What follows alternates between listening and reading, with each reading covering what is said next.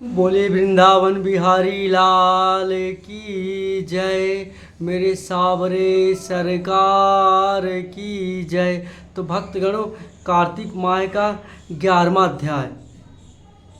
एक समय नारद जी श्री व्यास जी से पूछने लगे कि हे व्यास जी, गृहस्थाश्रम में सब आश्रमों से उत्तम क्यों माना जाता है?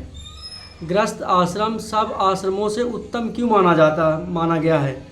तो तब व्यास जी ने कहा, हे नारद, जैसे सब नदियाँ समुद्र आश्रय पाती हैं, यानी कि जितनी भी नदियाँ कहीं से भी कोई भी नदी बह रही हो वह समुद्र में ही आकर मिलती है, उसी प्रकार गृहस्थ आश्रम हर आश्रमों से उत्तम माना जाता है। अर्थात और सब जीव माता के आश्रय पाकर ही जीवित रहते हैं। 6 प्रकार के शिक्षु, पहला भिक्षुक, दूसरा ब्रह्मचारी, तीसरा सन्यासी, चौथा विद्यार्थी, 5वां गुरु पूजक, 6वां यात्री तथा जीविका रहित, ये सब ग्रस्तों का ही आश्रय पाते हैं। फिर व्यास जी बोले, हे नारद, अब तुम अति पूर्ण देने वाला एक पुरातन इतिहास सुनो, एक बहुत ही पुराना इतिहास सुनो। उत्तम पद राजा का पुत्र उत्तम था, जो बड़ा बलवान और मदिरा पीने वाला था। उसने बहु नामक वाली स्त्री के साथ विवाह किया और राजा रानी दोनों ही अति प्रेम के साथ रहने लगे। एक समय राजा ने वेश्याओं का नृत्य देखते हुए मदिरा पान किया और रानी को भी मदिरा पान के लिए कहा, परंतु रानी ने उसका कहना नहीं माना। इस पर राजा ने क्रोधित होकर अपने अनुचरों की आज्ञा दी कि वह रानी को किसी निर्जन वन में छोड़ आए। तब पश्चात यानी कि राजा ने अपने सेवकों से कहा कि रानी को किसी घोर घने जंगल में छोड़ आओ। राजा रानी के वियोग में दुखी तो हुआ, मगर उसने दूसरा विवाह नहीं किया और प्रजा के पुत्र के समान पालन पोषण करने लगा। एक दिन एक ब्राह्मण राजा के पास आकर कहने लगा कि हे राजन, कोई मेरी स्त्री का अपहरण करके ले गया है। उसके वियोग में मैं अति दुखित हूँ, इसलिए तुम उसे ढूंढ कर लाओ। राजा कहने लगा कि महाराज, मैं नहीं जानता कि आपकी स्त्री कौन है, किधर और कहाँ कौन ले गया, अतः मैं आपकी स्त्री कैसे ढूंढ कर ला सकता हूँ। ब्राह्मण कहने लगा, राजन, 6ठा भाग लेकर आप प्रजा के रक्षक हैं। मेरी स्त्री घर में सो रही थी, वहाँ से उसे कोई हर कर ले गया। अब आपका कर्तव्य है कि आप उसे कहीं से भी ढूंढ कर लाएं। तब राजा ने कहा, हे प्रिय, मैंने तुम्हारी स्त्री कभी देखा तक नहीं कि वह कैसी स्वभाव और रूप वाली है। तब ब्राह्मण बोले कि यह कठोर वचन बोलने वाली, कुरूपा, काले रंग की तथा करकर स्वभाव वाली है, परंतु मैं उसकी कोई निंदा नहीं करता, क्योंकि वह मेरी पत्नी है, अन्यथा अर्धांगिनी है। तथा राजा कहने लगा कि जब तुम्हारी स्त्री ऐसी कुरूपन और क्रूर स्वभाव वाली है, इतनी दुष्ट है और अस्वभाव की है, तो तुम उसे लेकर क्या करोगे? मैं अति सुंदर और कल्याणकारी दूसरी स्त्री लाकर दे सकता हूँ आपको। ब्राह्मण कहने लगे कि राजन, मेरी स्त्री मेरे धर्म और कर्म की अर्धांगिनी है, उसकी रक्षा करना मेरा परम धर्म है। जो अपनी स्त्री की रक्षा नहीं करता, उसके वर्ण संकर संतान उत्पन्न होती है और उसके पितृ नरकवासी होते हैं। जो मनुष्य वैश्याग्रामी होता है, उसका कल्याण नहीं होता। जो मनुष्य ऋतुकाल के पश्चात अपनी स्त्री से भोग नहीं करता, उसके पितर 1 मास तक उसके रुष्ट रहते हैं। ब्राह्मण के ऐसे वचन सुनकर राजा अपने शस्त्र लेकर रथ पर सवार हुआ और चारों ओर घूमने लगा और ढूंढ रहा था कि वह स्त्री कहीं दिख जाए। फिर उस स्त्री को खोजने लगा। कुछ दूर जाकर उसने एक आश्रम देखा, जहाँ एक महान तेजस्वी ऋषि कुशा के आसन पर विराजमान थे। राजा को देख भी उस ऋषि ने राजा का कोई आदर सत्कार नहीं किया और बोले, मैं जानता हूँ कि तुम राजा हो, उत्तम पद के पुत्र, और मगर तुम यहाँ किस कारण आए हो? राजा कहने लगा कि हे मुनि, ब्राह्मण के घर में कोई उसकी स्त्री को हर ले गया। हर ले गया है। मैं उसी की खोज में इधर आया हूँ, परंतु आपने आदि कुछ भी नहीं दिया, और आसन वगैरह, और ना ही कुछ पूछा, और ना ही किसी प्रकार का सत्कार किया। इसका क्या कारण है? हे ऋषि ने उत्तर दिया, राजन, तुम अर्धयोग होते भी इस समय उसके पात्र नहीं हो, क्योंकि तुमने अपनी निरपराध स्त्री को वन में त्याग दिया है। जहाँ स्त्री का यह धर्म है कि वह तन मन से अपने पति की सेवा करे तथा उसकी आज्ञा का पालन करे, वहाँ पुरुष का भी धर्म है कि वह अपनी स्त्री का यथोचित सम्मान करे। जिस घर में स्त्री का मान होता है वहाँ पर देवताओं का वास होता है। जहाँ स्त्रियों का आदर नहीं होता वह कभी सुख शांति नहीं रह सकती। इधर सुना इतना सुन राजा लज्जा युक्त होकर पूछने लगा कि भगवान, आप भूत भविष्य और वर्तमान तीनों काल के जानने वाले हो, इसलिए कृपा करके बताइए कि ब्राह्मण की स्त्री को कौन और कहाँ ले गया। ऋषि कहने लगे कि हे राजन, अदिति का पुत्र वालक नामक का राक्षस उस ब्राह्मणी को उत्पतवल्त वन में ले गया, हर कर ले गया है। सो जाओ और उसको ढूंढ कर ब्राह्मण का सहयोग करो। राजा ने मुनि को प्रणाम किया और अपने रथ पर सवार होकर मुनि के बताए हुए मार्ग पर जाकर उस घने जंगल वन में जा पहुंचा। जहां जाकर देखा कि एक स्त्री बिलाप फलों को बीन बीन कर खा रही थी।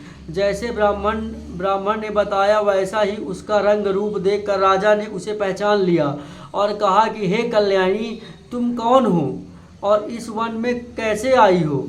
ब्राह्मणी बोली, मैं अतिरथ ब्राह्मण की पुत्री और बिलासा पुत्र की स्त्री हूँ।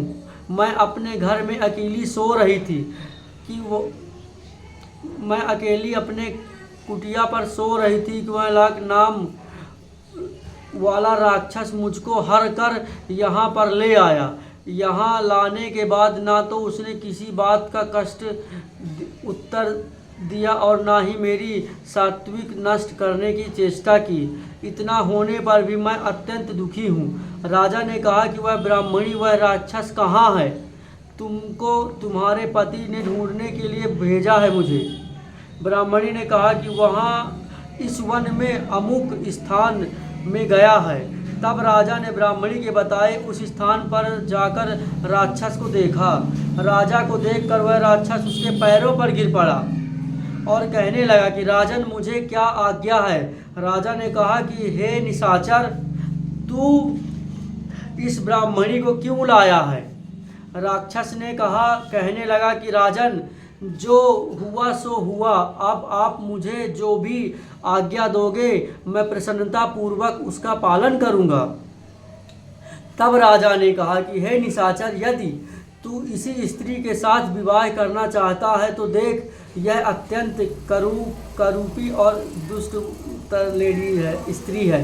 यदि खाने का इरादा है तो वैसे राक्षस कहने लगा कि राजन, मेरे घर में अनेक अप्सराएं हैं, उनको छोड़ मैंने कभी किसी के साथ भोग की इच्छा नहीं की। मैं मांस भी नहीं खाता, मैं तो केवल पूर्व जन्म के पापों का प्रायश्चित कर रहा हूँ।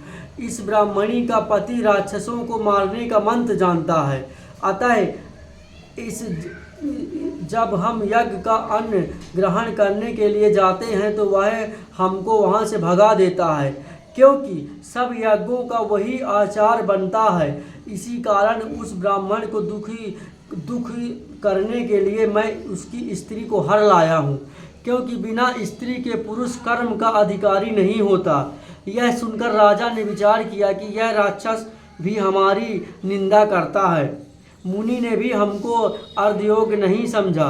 राजा ने अपने मन में ऐसा विचार ही कर रहे थे कि राक्षस कहने लगा कि हे राजन, मैं आपकी प्रत्येक आज्ञा का पालन करूंगा। इतना कहकर हाथ जोड़कर खड़ा हो गया। राजा ने कहा कि हे निशाचर, तुम इस ब्राह्मण को इसके घर छोड़ आओ और जब हम याद करें तब हमारे पास आ जाना।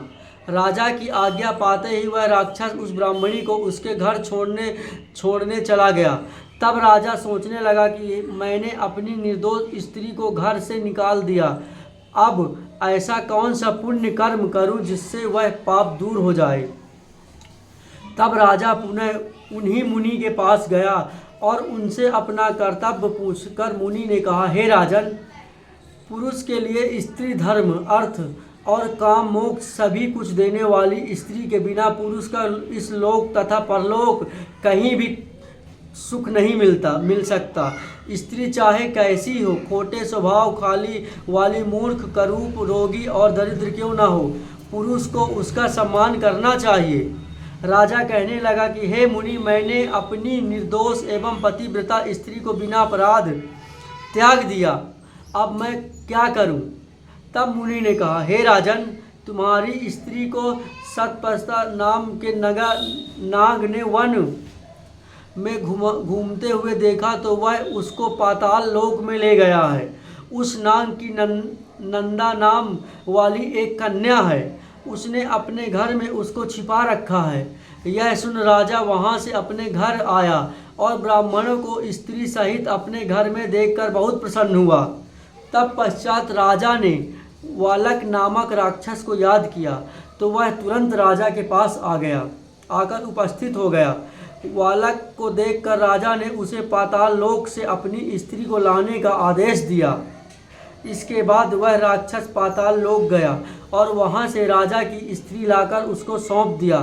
तब पश्चात राजा रानी बड़े प्रेम से रहने लगे।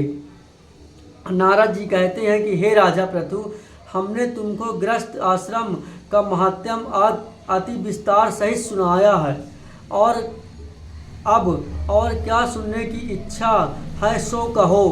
तब राजा ने नारद जी को प्रणाम कर कहा कि हे राजन, आज आपने मेरे गृहस्थ आश्रम के लिए जो मुझे सीख और ज्ञान दिया, उस ज्ञान के लिए मैं आपका बहुत आभारी हूँ। इस प्रकार भक्तों, स्त्री नारी जात का आप सभी सम्मान करें। नारी दुष्ट हो, किसी भी कुष्ठ रोगी हो, दरिद्र हो, किसी प्रकार की भी हो, आप नारी का ही सम्मान करें। इस कथा के माध्यम से 11वें अध्याय में नारी की सम्मान और उसके प्रति भाव के लिए बताया गया है। तो आप सभी भक्तगण ज़्यादा से ज़्यादा इस वीडियो को शेयर करें और वीडियो को लाइक करें और चैनल को सब्सक्राइब करें। यह कार्तिक मास का 11वां अध्याय संपूर्ण है। बोले वृंदावन बिहारी लाल की जय, बोले मोर मुकुट बंसी वाले की जय, बोलिए मेरे सावरे सरकार की जय, बोलिए राधा रानी सरकार की जय।